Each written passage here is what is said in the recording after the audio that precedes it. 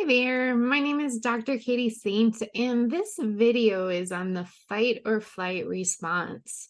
So, when we are thinking about people with an autism diagnosis, what we know about the autistic brain is that their amygdala is larger than the average person's. So, the amygdala is the part of your brain that activates the fight or flight response.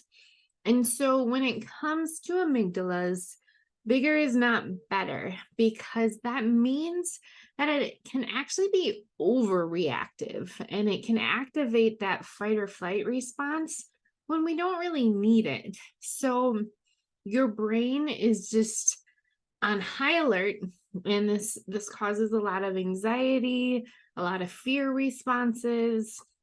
And so this isn't the greatest thing if your amygdala is going off all the time.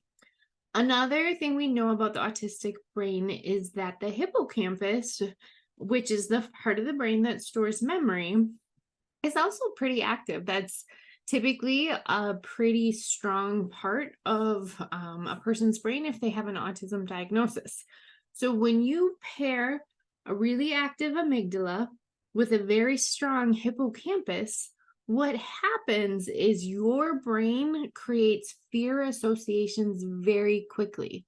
And so, if your brain creates fear associations very quickly, that is going to make you want to avoid things quite a bit. You'll have one bad event at the grocery store, then you don't want to go there because that association is so powerful. So, the good news is there's something we can do about it. There's something we can do to calm that reaction, to help that amygdala calm down. So, this is a brain. This is actually my book stand for my shelf over there. But to help us kind of understand what goes on in the brain, here is the amygdala. This part of the brain is what activates, but right here is your prefrontal cortex. So the front of your brain is your prefrontal cortex that activates our logic, our reasoning, our self-control. So when our prefrontal cortex can communicate with our amygdala and say, it's okay, no big deal, I've got this, it's not a problem, our amygdala calms down and it's like, oh, okay, all good. But if we have too large of a fear response, there is no communication going back and forth there. So logic and reasoning, it's just not going to work. We're too escalated. So we need to calm our system down. So when we are thinking about the science behind behavior and how to create new associations, new neural pathways, we need repetition. And so what that means is we need to compassionately walk with our kids through the things that make them afraid. The worst thing you can do for a child who is fearful is to give them escape. Because what happens when you give a child escape that is afraid of something? You are telling them your fear is valid. You should run from that. You should avoid that. You would not be successful in that situation. And then their brain records, I detected a danger, I avoided it, and nothing bad happened. So then unconsciously in their brain, they are recording that avoiding that was good. And so this pattern repeated over time leads to a very isolated person. This leads to somebody who is afraid of a lot of things and isolates more and more and more to the point where they're not willing to leave the house, to the point where they can't go to school, or when they're older, get a job, drive a car. This can limit their life in so many ways. So, if you want to overcome this, excuse me, if you want to overcome this, if you want to help quiet the amygdala, quiet that fear response, you need to compassionately walk with your child through their fear. So, what that looks like is a child identifies a fear. You explain to them, you know what? I hear that you're afraid. I see that you're nervous, but I think that you can be successful doing that. So I'm going to walk with you. I'm going to do this with you. How can I support you best? Do you want me to be in the room? Do you want just a little note from me that you can read if you get nervous? How can I help you have the courage to face this even though you're afraid? So a situation just came up in my family.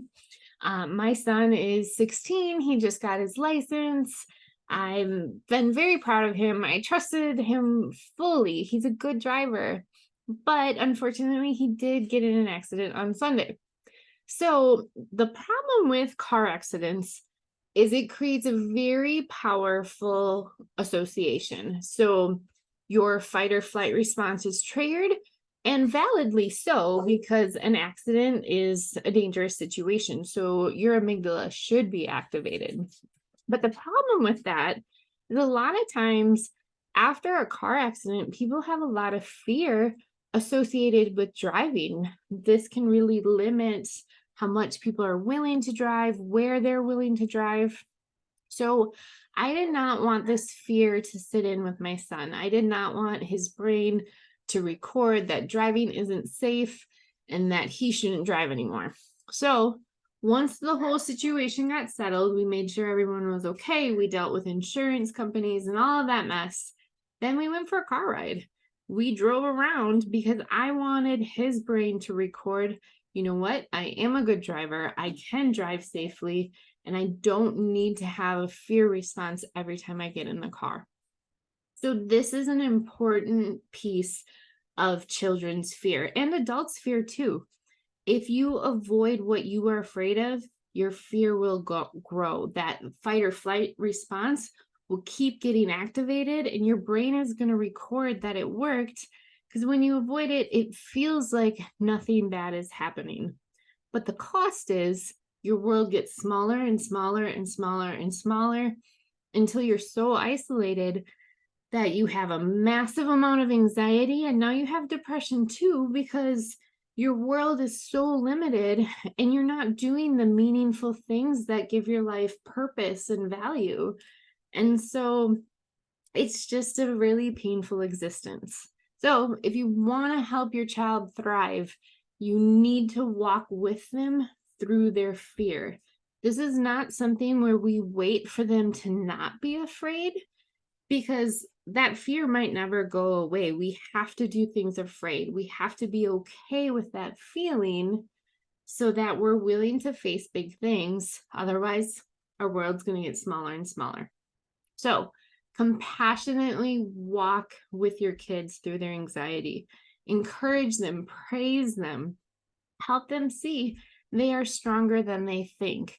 If you do with your child on a consistent basis, you're going to see their self-esteem get a lot bigger.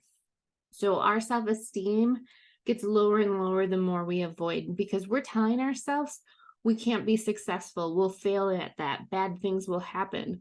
And when we avoid it, then we believe we were right. There's no evidence to say, no, you can do that. You're capable.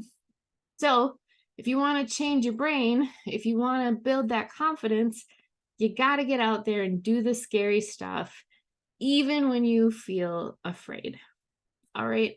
I hope this was helpful. I hope that this video brings you comfort when you are walking with your child who is feeling so anxious, because the loving part of our brains want to just protect our kids from that pain. What's that? You're afraid? No problem. Come here, I'll give you a hug. We can avoid it. But that is the worst thing you can do for your child. So get out there, help them face their fears, and they are going to be so much more functional and so much more confident because of it.